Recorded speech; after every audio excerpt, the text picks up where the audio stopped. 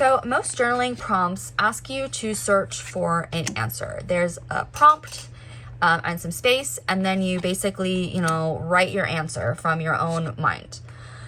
This practice is different from that because instead of starting with a question and then answering it, we basically start with a symbol and let the meaning emerge from that symbol. And this practice is an evolution, or it's related to my Pocket Portals journaling practice.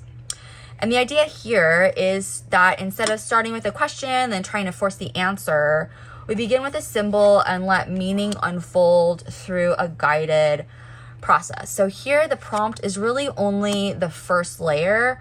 And the part that makes this work and makes it particularly powerful is the structure. And that structure involves choosing a doorway. I'll talk about what I mean by that. Exploring a symbol, and then bringing the insight back to ourselves and briefly capturing what emerges. So the basic structure is the portal, so the theme or the doorway.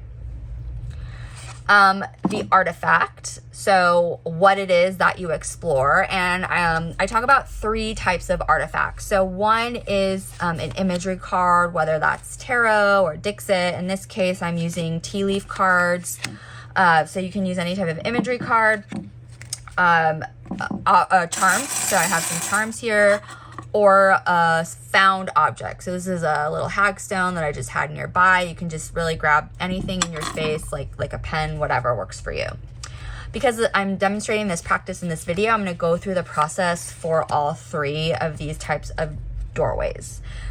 And then the capture is really just kind of like a small takeaway from the process, like just kind of summing it up in a word. Maybe if you like doodling, you can draw something, you can write a phrase, a sentence, maybe just put a sticker there, whatever makes sense for you, just kind of like summarizing it succinctly. Okay. So the portal that I'm going to be exploring today is, it's from my keeping and inheriting section. And the prompt is kept for a reason. The question is, what has remained even after everything else changed? So the theme is kept for a reason. What has remained even after everything else changed? Now, if I just saw that, I would feel like that's a very expansive, deep question. And for me personally, I might not even answer it. That just feels like very big, and I wouldn't really know where to start or what area of my life to be relating that to. So that's where choosing the doorway can actually start to narrow things down a little bit. So if I was going to pull a card, so I'm going to pull my little tea leaf oracle here. So this is wedge, and I'm not even going to, this has little word or, phrase on it, but I'm not going to read it. I'm really just kind of going to focus on this idea of wedge. And to be totally honest, after I decided to work with these for this video, I feel like these can also almost be seen as object cards, right? It's not an actual 3D object, but it's like the idea of a wedge, right? But we're gonna just move on and think about this kind of as an image that I'm gonna be working with. So what I'm gonna do when I'm working with an image for this is I'm going to begin with noticing what catches my attention. So maybe that's an object within the image, a figure, a certain color, a small detail, or just the feeling of the whole scene. So for me, I first thought of cheese, a wedge of cheese, but then when I started looking at this actually doesn't look like a wedge of cheese. I noticed kind of the black and white coloring. So maybe I'm even pulling from that experience of dissonance, right? Kind of having this expectation, but then the reality didn't actually match that expectation, right? So now I'm going to tie this back to the question, right? Asking myself, what in this image feels like it has been kept? What seems preserved, protected, or remembered? And that actually really, I'm not going to go, super into it, but it's just kind of interesting thinking about that in the context of wedge, right? This was a wedge of something greater. It was a small piece that was kept, from something bigger. You know, maybe this is a wedding cake, right? Maybe it's related to like a wedding. Maybe it looks like a doorstopper. Maybe, you know, I mean, there's just so many places that I could go if I was going to be, you know, working primarily with this image throughout this practice. So that's if I'm using an image.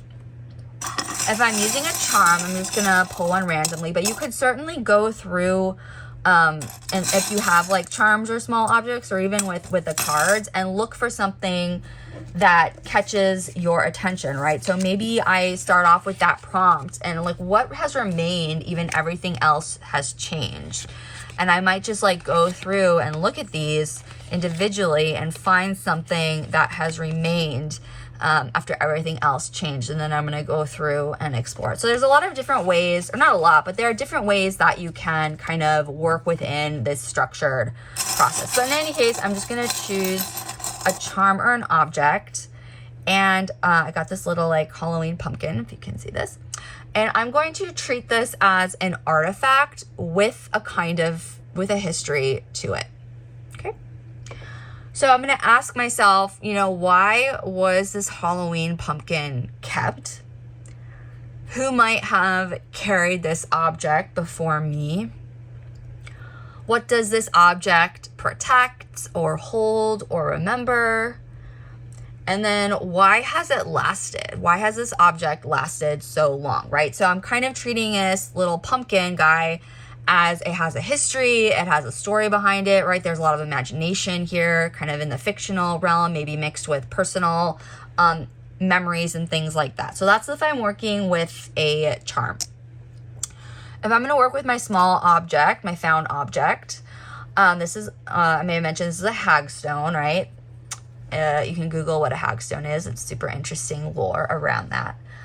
But now I'm going to imagine that this object has kind of like traveled to me. It's found its way to me. And I'm going to think about and ask myself, you know, what story brought this here? Why did it find its way to me? Why did it survive long enough to be found? Like, what's the meaning there? And what might it still have to offer? Like, what might it have to offer me now? So I'm playing around with this exploration, right? You can certainly do all three types of doorways. You could just choose one to like really work with. But then the next part is to bring it home, to make it personal. So after we do that kind of expansive, creative, playful exploration, now we reflect, thinking about what in my own life has remained for a reason. What have I carried forward, whether that's intentional or not intentional? And what deserves to be honored rather than discarded. So kind of bringing that to a little bit more personal self-exploration. And then I might want to capture that. I might want to reflect on everything I just, you know, explored or wrote or whatever, however I chose to do that. And I might just write a word or a phrase or a color, you know, maybe doodle in a color or just a sentence to capture it. So, look around you and, you know, think about an object that you've kept, you know, kind of playing around with it. Why did this object stay? What does it remember? What does it still have to offer? And that's like a really simple way to do this. You don't need a tarot card. You don't need any kind of little charms. You can just kind of literally look around your space and kind of play around with the story and how it relates to you in some way. So thank you for watching my video. Please be sure to subscribe to my channel for more super creative ways to explore yourself.